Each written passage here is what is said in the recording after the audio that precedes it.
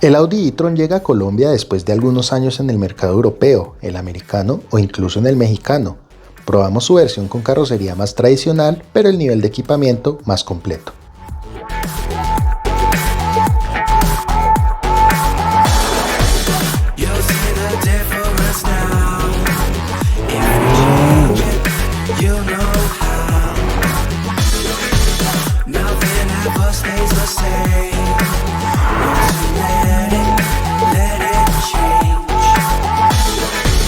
It's like a family tree, part of you and part of me. And if we should separate, go your own way, I won't wait. Yo a veces tengo una frase para este tipo de vehículos y va a sonar un poco extraño y va a sonar poco objetivo, pero pues es que es la verdad.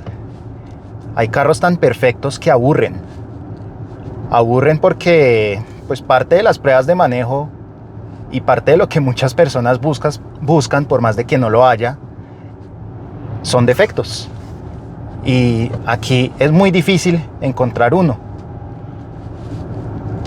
No se me ocurren realmente muchos apuntes por mejorar o negativos en este Audi e-tron. Más allá de un tema de infraestructura que realmente no es que sea culpa directamente del carro, sino que es algo externo. Porque sí, tenemos una batería que nos deja una autonomía teórica de entre unos 400 y unos 440 kilómetros, según el estándar que esté midiéndola. Pero con el consumo que tenemos en este momento, este Audi e-tron, en una condición de una carretera colombiana, en un recorrido realista, aclaro, no es que tengamos un exceso de carretera en bajada para que me regenere todo el camino, sino que tenemos una combinación de plano, de autopista, de montaña, de subidas y bajadas e incluso un poco de ciudad. La autonomía real que me está dando este e-tron es de unos 315 kilómetros. Puede ser más, puede ser menos según la exigencia, y eso también va a pasar en un vehículo con un motor de combustión interna. Pero eso es clave para uno ser realista y aprender a planificar ciertos recorridos. ¿Por qué lo digo? Porque sí, la red de cargadores está creciendo. Sí, hay cargadores rápidos que me pueden reponer toda esta batería en 2 horas o menos. Y sí, el carro trae su propio cargador de pared que yo puedo meter en el baúl de adelante y llevarlo a otro lado donde tengo una instalación casera para que me cargue. Y hay que aclarar algo con ese cargador casero. En un comienzo, recién se lanzó este vehículo, se decía que eran 9.6 kilowatts de carga para cargar más o menos en 11 horas, pero ¿qué es lo que está pasando en la práctica? Estamos viendo topes, por más de que la carga no sea lineal a lo largo del proceso de carga, estamos viendo topes de un máximo de 7.4 kilowatts, 7 kilowatts en algunos casos, 6.9, entonces esa carga completa se está demorando más. Unas 13 horas más o menos desde ceros. Partamos de que en el día a día, cuando vayamos a usar ese cargador de casa, nunca vamos a llegar de ceros, porque si no fue que nos fuimos de viaje y ahí vamos a usar es un cargador rápido en un uso del día a día que vamos a hacer, no sé, si mucho unos 50, unos 80 kilómetros, alguien que iba en Chía y va a llegar unas vueltas en Bogotá, pues va a gastar muy poco porcentaje, conecta y así sea 7.4 kilowatts, pues ya va a tener su carro listo a las pocas horas. 3 horas y mucho, 2 horas. Entonces ahí no hay de qué preocuparse. En trayectos largos, en cambio, sí hay que planear, porque yo me puedo ir detrás de todos los cargadores rápidos que hay ahorita en Colombia. Enel está poniendo algunos, sobre todo en Antioquia, Terpel, Voltex a lo largo y ancho del país. Ya tenemos entre ciudades principales, pero igual toca planear los recorridos. No nos mintamos, no es que sea igual a un vehículo de gasolina o casi igual. Si hay cierto drama en el que uno va a tener cierta ansiedad, en que el cargador va a estar lejos del hotel al que quiero ir, en el que el cargador va a estar lejos del camino que tengo planificado. Eso todavía está ocurriendo, no nos podemos mentir. Pero bien hecha esa planificación adicional, Ahorita pues hay mapas disponibles en donde uno puede ver eso, hay aplicaciones que nos pueden ayudar.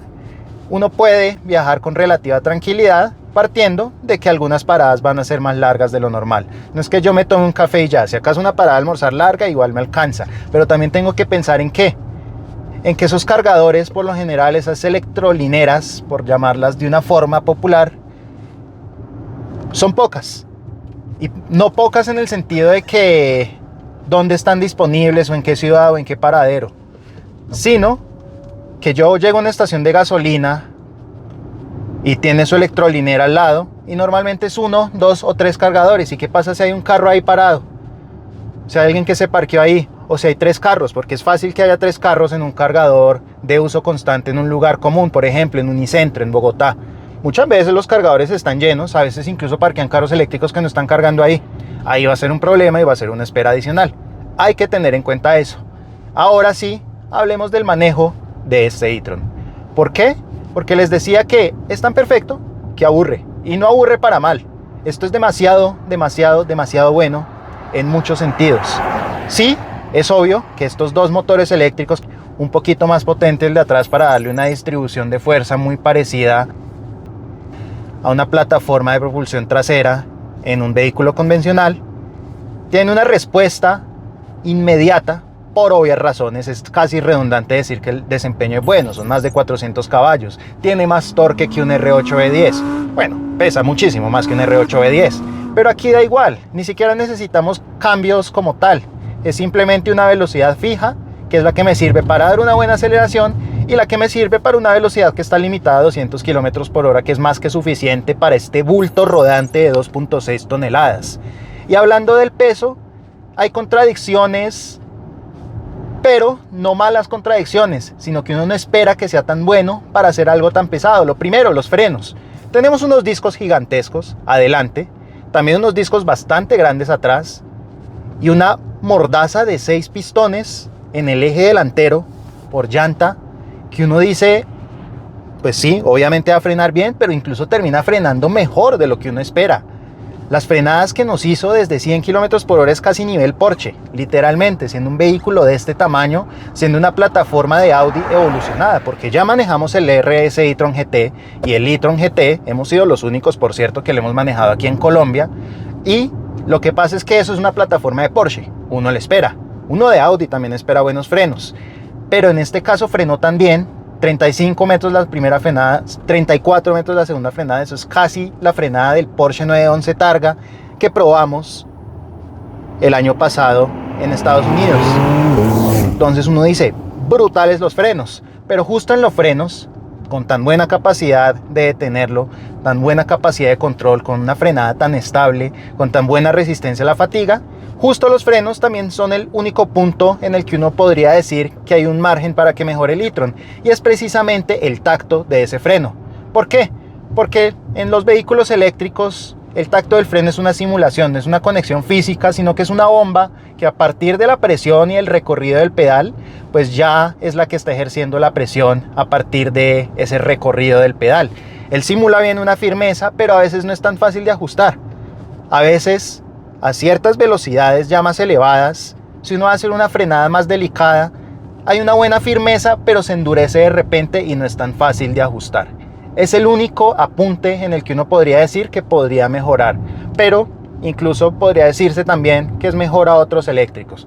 Y por supuesto que debe ser mejor porque es un eléctrico en un segmento elevado. ¿Con qué podemos seguir? Más allá de la obviedad de que es un vehículo muy rápido. Con la calidad del funcionamiento. Un Audi, por lo general, se destaca por la calidad de su funcionamiento. ¿Y a qué me refiero con eso? A cómo me va a aislar de esas pequeñas vibraciones la suspensión, a cómo me va a aislar del ruido, a cómo va a aislar precisamente en distintos tipos de asfalto la suspensión o esas pequeñas vibraciones que estaba mencionando, que es el estándar del NVH, que es ruidos, vibraciones y asperezas. Esa es la suavidad general que uno siente en un carro, independientemente de si el asfalto está en buen o en mal estado. Eso es un estándar que cuidan mucho las marcas y que en un vehículo eléctrico, como les voy a mencionar más adelante también, es más complejo de resolver, porque ya no tenemos el sonido constante de un motor de combustión, sino que es casi un silencio absoluto de los dos motores eléctricos. Entonces el aislamiento tiene que ser más crítico en la cabina, la estructura tiene que ser más sólida para que la suspensión trabaje mejor, porque una vez más hay que evitar esas vibraciones que aquí son prácticamente nulas. Tenemos una suspensión neumática. Las suspensiones neumáticas a veces en algunos movimientos rápidos de las ruedas son un poquito más secas, no en este caso. Y no solo el hecho de que la suspensión sea neumática y me ajuste en altura, sino que también tenemos unos amortiguadores de dureza variable. Entonces, aparte de la altura, yo puedo ajustar la dureza de la suspensión. Eso es algo muy importante que hay que tener en cuenta también, porque eso es lo que me asegura una calidad de marcha prácticamente impecable. Tal vez de las mejores del mercado colombiano en este momento. Y ya que ahorita estamos esperando a que este camión entre una obra que hay en este momento, refirámonos a unos temas de la suspensión neumática puntuales, que son los puntos de altura fijos. Yo puedo ir en el modo Efficiency o en el modo Dynamic y me va a dejar la misma altura, es más o menos un mínimo de 19 centímetros. Si me voy del otro lado del espectro al modo Off-Road, en el modo Off-Road lo que voy a tener es una altura, ya con el lift del modo Off-Road, es decir, la altura máxima posible de unos 24 centímetros medidos al punto mínimo de la carrocería, que es ese flap que está delante de las llantas delanteras, valga la redundancia.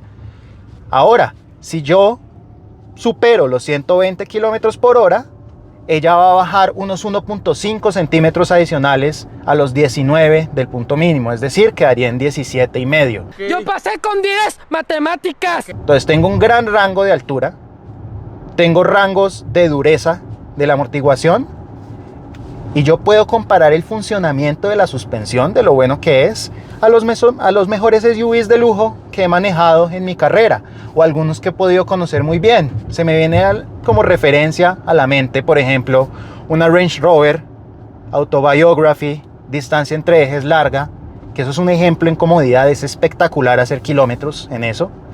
Se me ocurre un Porsche Cayenne Turbo S, también con suspensión neumática, tal cual como la Range Rover, al que le metí tantos kilómetros que literalmente crucé la mitad de este continente.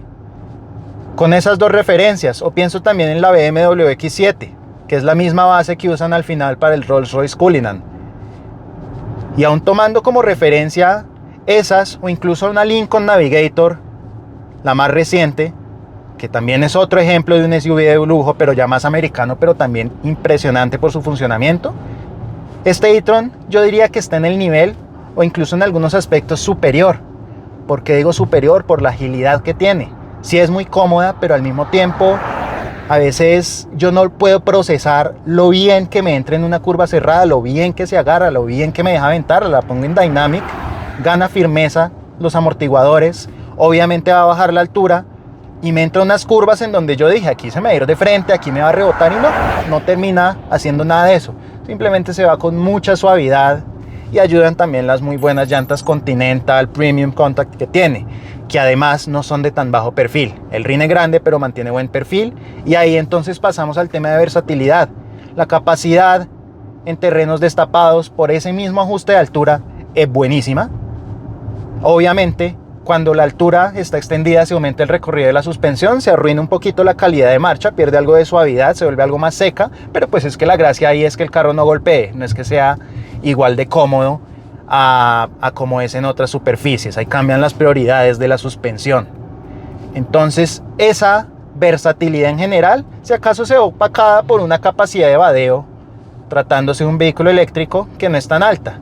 Un todoterreno de estos, por lo general, con un motor de combustión puede vadear unos 500 milímetros, 700 milímetros, 900 milímetros en el caso de unos Land Rover.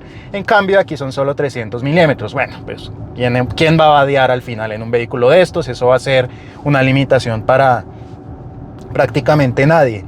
Entonces, hablamos de algo que está equilibrado de una forma impresionante desde el apartado dinámico. No llega por obvias razones al nivel del e-tron GT, que es un automóvil con base Porsche y que es básicamente una mantarraya rodante, bajito, ancho, que es más específico en su uso. Aquí hablamos de la versatilidad de un crossover, de un SUV en todo el sentido de la palabra, que lo hace prácticamente todo bien. Así que es algo en lo que uno puede decir, sí, no tengo prácticamente ninguna tacha.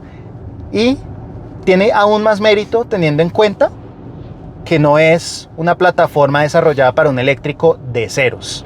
No la desarrollaron de ceros para un eléctrico. Esto es una plataforma que ya existía en otros Audi, pero la adaptaron muy bien para un vehículo eléctrico. Entonces, ¿qué es lo que está pasando? Yo tengo un buen esquema de suspensión de base, pero ya tengo el centro de gravedad más bajo de la batería. ¿Y a qué me refiero? Un buen esquema de suspensión es que esto no es una suspensión de un vehículo de menor costo.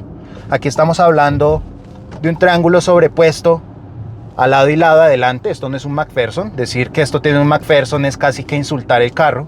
Un multibras atrás que ya funcionaba bien en otros Audi grandes y aquí sin excepción va a funcionar bien en este e-tron. Entonces, ¿qué es lo que va a pasar? Que ya me excedí un poquito con halagos, pero es que realmente es así de bueno.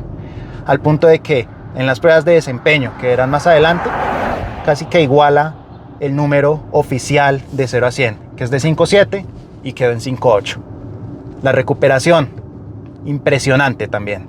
Es casi que uno de los récords que tenemos en los vehículos que hemos probado en Automóviles Colombia y en vehículos que he probado en general durante 14 años. Entonces esto es uno de los mejores Audi que ha habido en los últimos 10 años y diría que hasta el Audi más importante que se lanzaba en Colombia a la fecha. A continuación, nuestras pruebas estandarizadas de aceleración, recuperación y frenado con un equipo de medición especializado.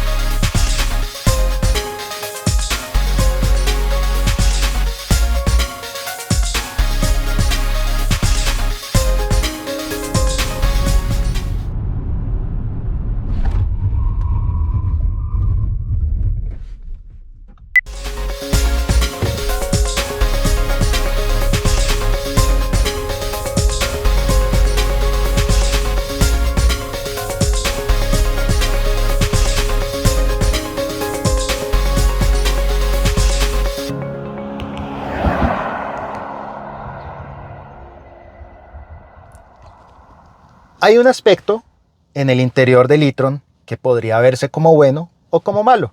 ¿Por qué lo digo? Se trata de lo convencional que puede lucir en relación a otros Audi. Eso podría ser bueno en el sentido de que es un interior muy intuitivo, como de costumbre el Audi, muy fácil de utilizar, muy fácil de entender, de acostumbrarse.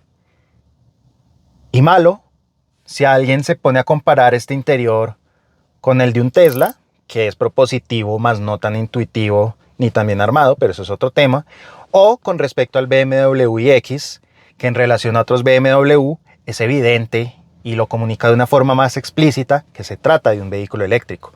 Aquí es más bien un interior perfectamente posicionado entre un Q5 y un Q8, por calidades, evidentemente por tamaño y por equipamiento también, incluso en esta configuración para Colombia.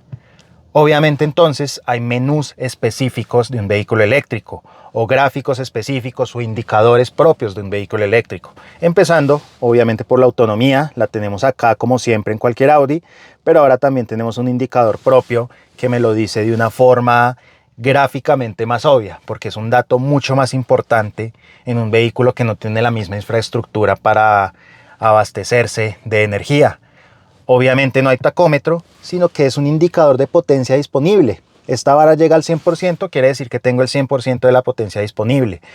Si pudiera limitar potencia por algún motivo, ya fuera por temperatura o por baja carga, esta barrita verde iría hasta el porcentaje máximo de potencia y torque que podría entregar.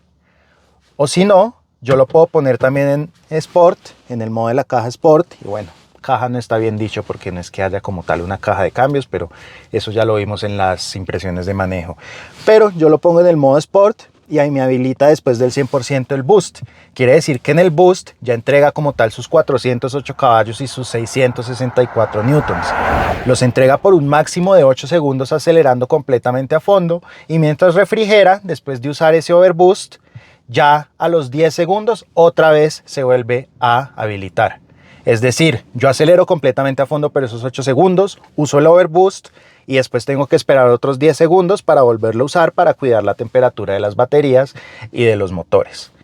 O si no, en Drive tengo un poquito menos de potencia y torque, pero sigue siendo plenamente suficiente. Ahora, en los instrumentos, en todo lo demás, tengo la misma configuración de otros Audi con los menús superiores con los que navego con estas flechas. Yo navego entre la información acá, me mide los consumos en kilowatts hora cada 100 kilómetros.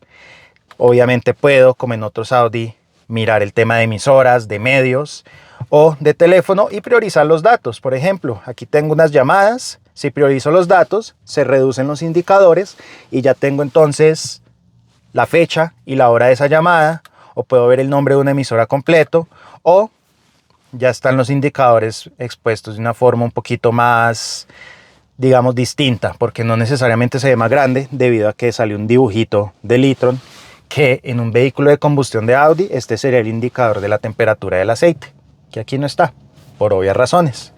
Ahora la pantalla central también tiene sus propios puntos como un vehículo eléctrico.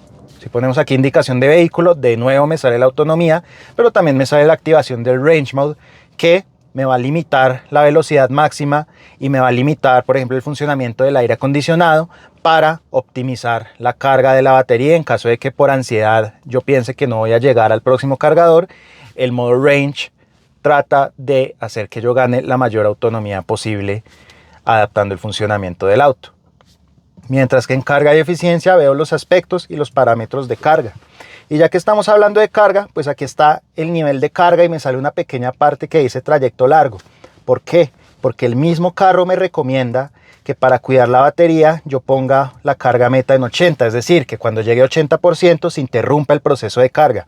Eso va a servir para aumentar la vida útil de la batería, que no llegue siempre al tope de 100, y valga la pena aclarar, el 100 no es realmente el 100. Cuando esté en 100% queda una pequeña reserva de porcentaje de carga, tanto en la parte superior como en descarga. Cuando llega a 0%, en realidad está más o menos a un 8%. Entonces, son 95 kilowatts hora, pero útiles realmente los que uno utiliza en la vida real, cargándolo al 100%, son 83.6. Por ahí he visto que dicen que 86 son útiles o que 88 son útiles. No, son 83.6 los que son útiles de esos 95, y aún así, pues sigue siendo una autonomía bastante buena teniendo en cuenta el tamaño de este vehículo y el peso que tiene, porque es una batería que en sí ya pesa más de 700 kilos. Entonces, yo puedo poner la carga meta en 80% o pasarla a 100%, ya que me cargue hasta el 100 si voy a hacer un viaje más largo. La carga meta es muy fácil de utilizar. Y pues también tengo un temporizador para aquellos países en donde a ciertas horas es más barato cargar que a otras. Entonces el uso de la energía de la casa, pues entonces me va a ser más barato, digamos, a las 3 de la mañana que a las 6 de la tarde. Entonces yo también puedo tener ese temporizador para el caso de esos países en donde ocurre eso. Y también está el asistente de eficiencia, precisamente. ¿Para qué sirve? Yo tengo la forma de recuperar o de ajustar la regeneración de forma manual con las levas, como ya lo vimos en las impresiones de manejo, pero también está de forma automática. El carro, por decirlo así, tiene un radar, pero ese radar no es para frenar el carro en caso de una emergencia. Las asistencias son algo que veremos ahorita.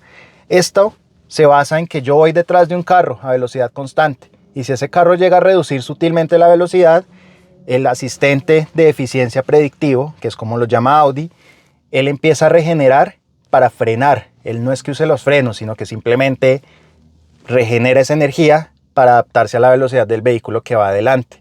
De esa forma, entonces, si ese vehículo frena sutilmente, El e-tron también frena sutilmente, pero usa esa acción de frenado para regenerar y recuperar entonces un poco de carga de la batería. Ni hablar si voy en bajada. En bajada puedo recuperar prácticamente la autonomía que perdí en la última subida que tuve.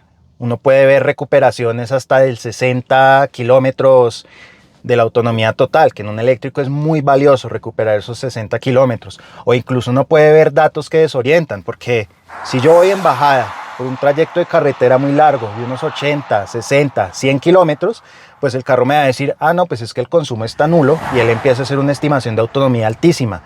Y lo mismo realmente ocurre en un vehículo de combustión interna.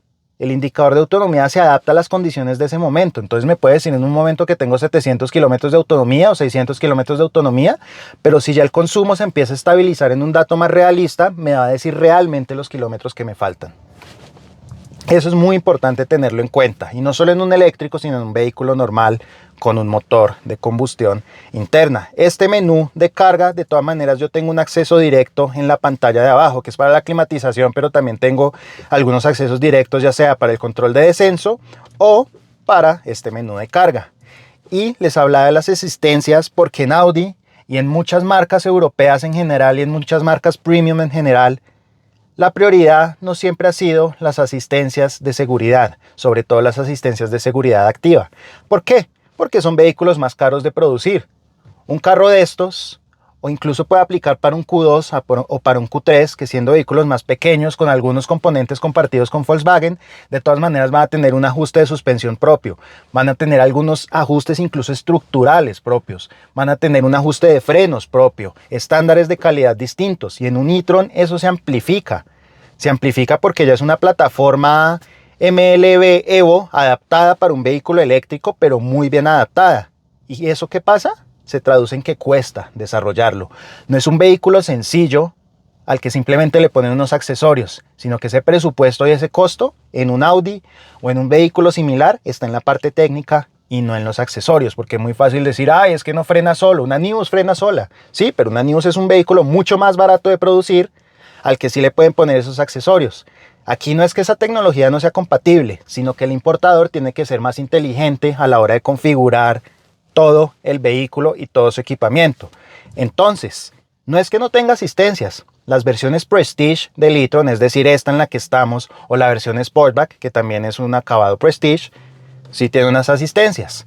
Para empezar, yo puedo graduar el nivel de asistencias que se me van a activar. Aquí de hecho me lo está alertando la luz ambiental, que se convierte en una luz de alerta, y el indicador de 2 asistencias precisamente que vamos a ver en este momento. Entonces, si yo configuro acá, tengo algunas que ya conocemos y otras que son más específicas del e-tron y más específicas del e-tron en Colombia, porque esos ya están en Q7 o en Q8, pero más para otros mercados. Lo primero, la recomendación de pausa, la conocemos desde hace muchos años en varias marcas. El auto sabe a través de estos movimientos en el volante si el conductor se está quedando dormido, si está fatigado o si está cansado. Él emite una alerta visual y sonora directamente en los instrumentos. Ahora, aviso al bajar. Eso es algo que mucha gente no ha mencionado, pero es muy importante. Les mostrábamos hace un rato cómo se enciende esto. Esto no solo es para el aviso de cambio de carril del detector de objetos en el punto ciego, sino que digamos que yo voy a abrir esta puerta y viene una bicicleta o una moto y yo no me he percatado. Si el vehículo se percata, me emite la alerta, me la emite con esta luz y va a bloquear la apertura de la puerta. No me va a dejar abrir la puerta para evitar un accidente con alguien que venga por el costado, y aplica también para el otro lado. Eso es una alerta muy valiosa. Como les dije, asistente de cambio de carril, para eso sirve también entonces ese bombillo que tiene, y valga la aclaración, es un bombillo que yo solo he visto que lo usa Audi, es un LED que se alumbra, más bien LED es un término mejor utilizado en este caso, mientras que otras marcas lo tienen es directamente en la luna. A veces es una alerta pequeñita, Volvo lo hace muy bien con un LED que alumbra ya bordeando el espejo, mientras que Audi lo utiliza dentro del espejo. Son diferentes soluciones que cada marca tiene y que es válido resaltar, porque no todos están tan estandarizados como pareciera. Mientras que el Presense no es una alerta de colisión frontal. Este vehículo no tiene alerta de colisión frontal. Lo puede tener en otro mercado, pero no en Colombia. Ahí ha faltado análisis en algunos casos en donde uno ve, ay sí, es que tiene alerta de colisión frontal y no la tiene. ¿De qué se trata el Presense en el caso del e-tron en Colombia? Se llama el Presense desde atrás, Presense Rear se llama. ¿Por qué? Porque el carro sabe, si yo estoy por ejemplo parado en un semáforo en rojo, él sabe si me van a chocar por detrás. Si hay un carro acercándose a toda velocidad por detrás que no para, él primero le señaliza con las luces. Si ese vehículo no se detiene, lo que va a hacer el e-tron es prepararse para el impacto desde atrás. Entonces, él va a cerrar vidrios, él va a reacomodar asientos, él va a hacer esas medidas, él va a tomar esas medidas para prepararnos contra ese impacto. Entonces, sí, me cierra vidrios, me reacomoda asientos. Si ya no ocurre el impacto, pues ella se vuelve a acomodar solita. Pero de eso se trata el Audi Presense. No tiene el sistema de colisión, de alerta de colisión frontal con frenado automático que tienen vehículos de menor precio. Ya les expliqué por qué, pero de todas maneras tiene un grupo de asistencias que no deja ser bastante interesante. Y adicionalmente, ¿cuál está? La alerta de tráfico cruzado, que eso es más propio de vehículos americanos, pero pues que sí está en el caso del e-tron. Es simplemente meterse a la ayuda de parqueo, donde uno configura alertas o que se activa automáticamente las cámaras. Asistente trasero de tráfico transversal, yo estoy dando reversa y si viene alguien de cualquiera de los lados, en un escenario en donde ella considere que puede haber peligro, ella va a frenar solita. A veces es un sistema un poquito paranoico, entonces va a frenar sola en un escenario en donde nosotros no consideramos que era necesario frenar solo, pero bueno, muchas personas piden esas asistencias con mayor validez que en otros casos porque pues a veces son sistemas un poquito paranoicos, pero eso es otra de las asistencias que tiene el e-tron.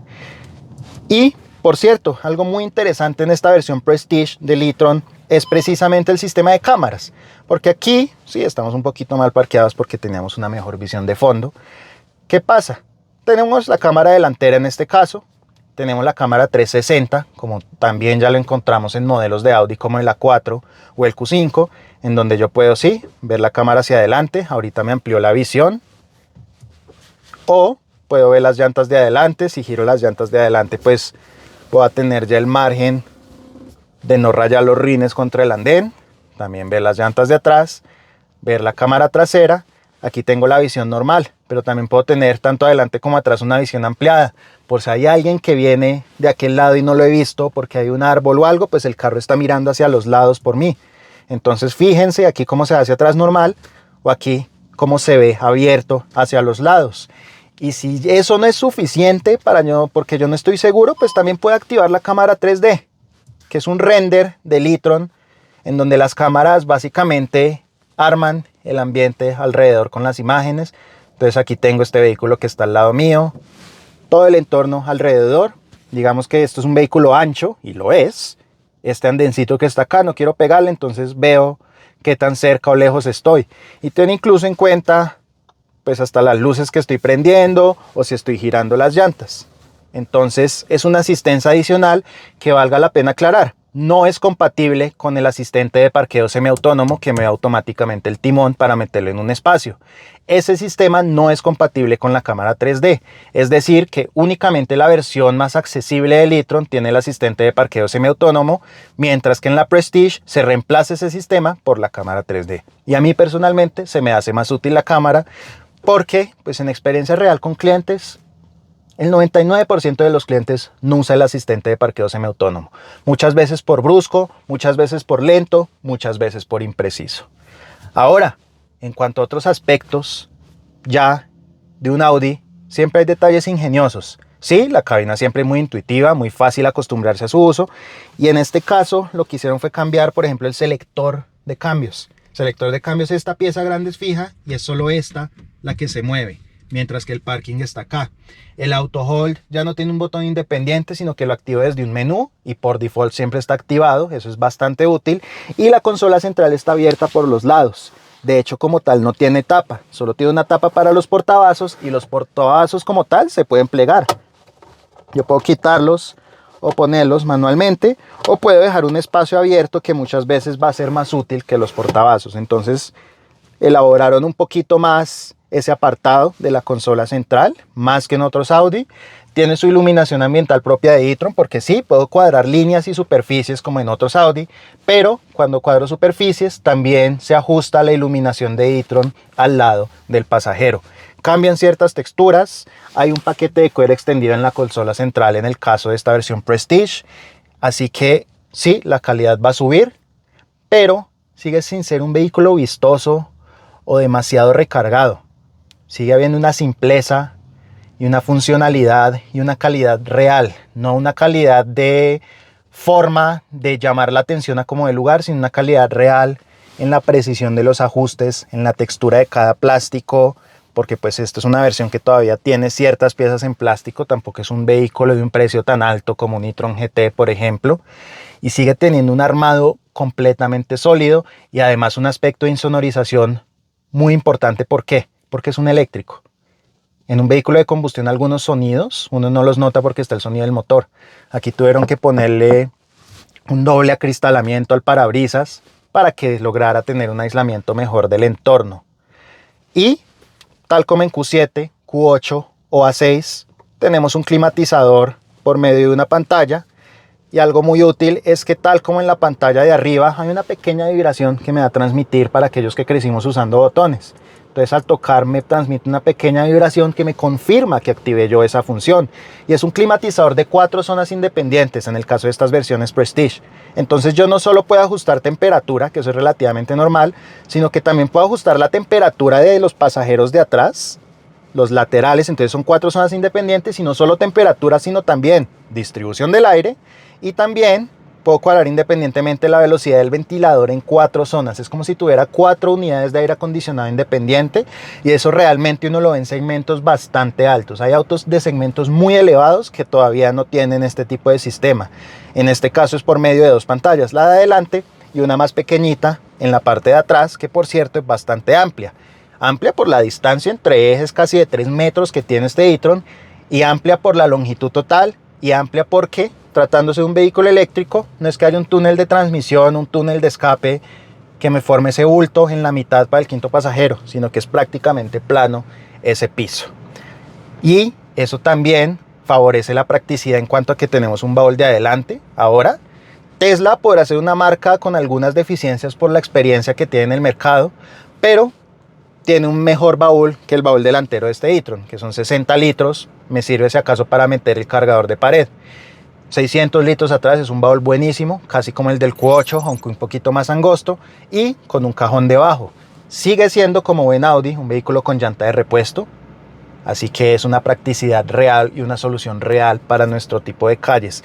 Y en general, como todo buen Audi, buena posición de manejo, excelentes asientos con todo, y que estos son los asientos básicos, por decirlo así. Tienen los suficientes ajustes, las memorias están escondidas acá en la parte baja de la puerta, es como una curiosidad que tiene el e-tron.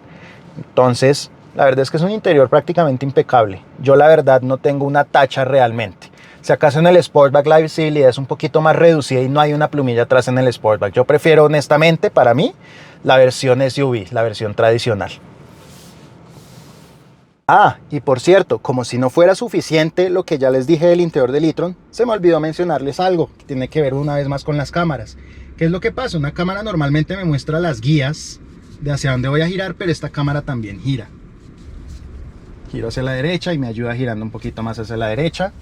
Centra y otra vez me ayuda a girar un poquito hacia la izquierda, y también aplica hacia atrás. Entonces hasta en eso están más elaborados.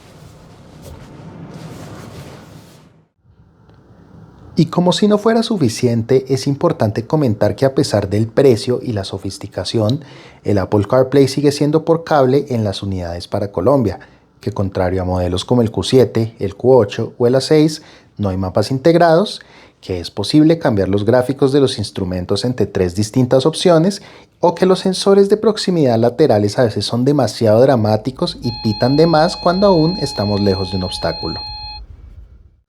Como suele ocurrir en Audi, la clave está en el equilibrio final de todas las características, pues el e-tron es excepcional en muchos aspectos que van desde el desempeño en todo tipo de vías, la capacidad de frenado, el brutal refinamiento en cuanto a silencio y calidad de marcha, un armado sólido o una cabina práctica.